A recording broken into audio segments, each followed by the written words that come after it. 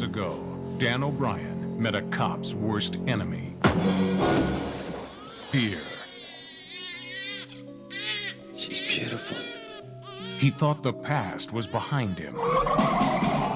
He thought he could still be a good cop. He thought the terror was dead. Something's wrong. What is it? The nightmare's back.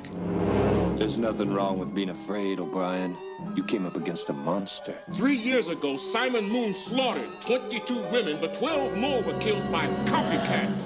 The MO on this girl is exactly the same as Simon Moon's. Simon Moon is supposed to be dead, Sal. Nothing so evil could die so easily. Danny, is Simon Moon alive? Hero, is the terror back? I wish they'd stop that hero crap. Why are you letting it bother you so much? Because it's making me out to be something I'm not. You said he was dead. I said supposed to be dead. There's no doubt in my mind. It has to be Simon Moon. He's there. Chuck Norris. The hero is human. The terror is real. Hero and the Terror.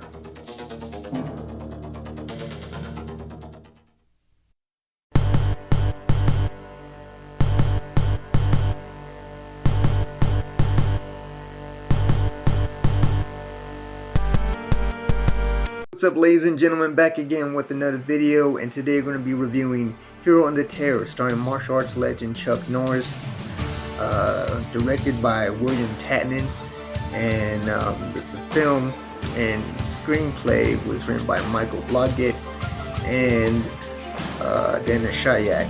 Michael Blodgett also wrote the novel for Hero and the Terror, which this movie is based on. The filming location of this film took place in Los Angeles, California, and it made only $5 million at the box office, which is lower compared to Chuck Norris's previous films during this time period, which he made a lot from films like Code of Silence, films like Lone Wolf McQuade, and a bunch of other number of hits that he released previously. But he took this film because I guess it was a different type of role. This ain't the typical Chuck Norris role in this movie. In this clip right here, Chuck Norris explains why he took the role for Hero and the Terror.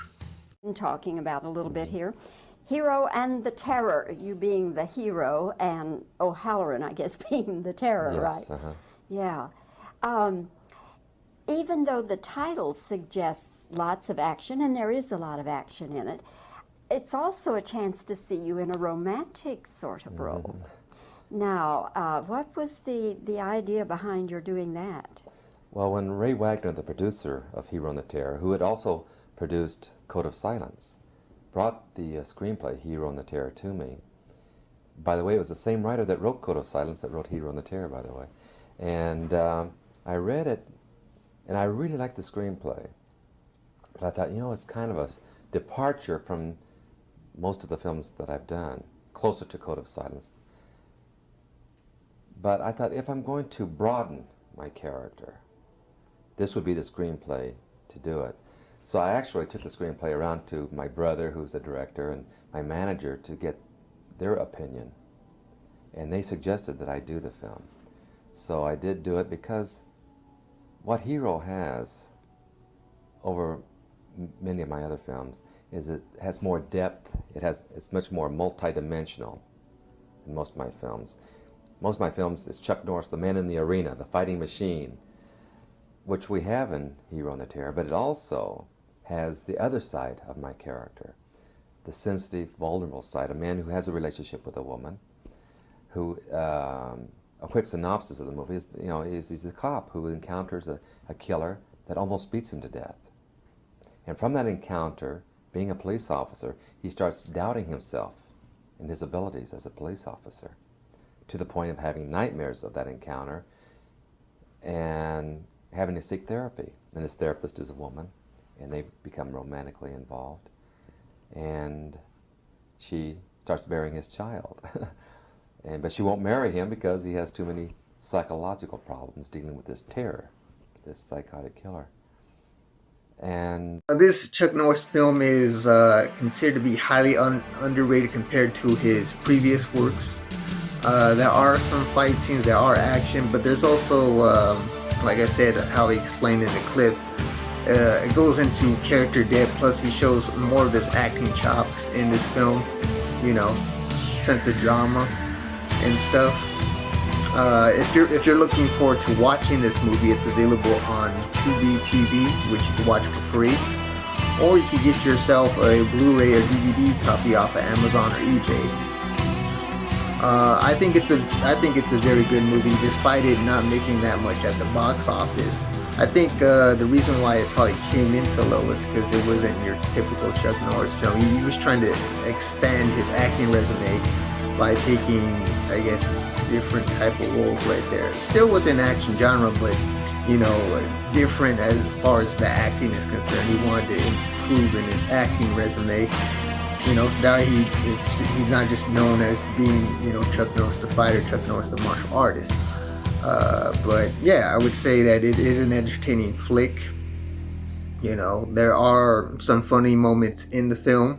There's also a memorable line. I do remember some film where I guess this guy that's stealing this woman's purse is trying to get away, and then he gets clotheslined by Chuck Norris. And then before he gets arrested, I think his wife Kay asks him, what did he do? And Chuck says, well, he ran north instead of south, which I thought was particularly funny. Also, there was another scene where he actually faints in the hospital when his wife is, you know, going through the labor of having a baby. I don't want to spoil too much of the film, but if you're a big Chuck Norris fan or a person that likes action movies in general, I recommend you check it out. The film was released on August 26, 1988, and I believe it started streaming, I believe, May 17, 2017. You know, but that's my review on this movie. If you guys seen this film, give me your thoughts about it. Did you like Chuck Norris's film Girl Under Terror?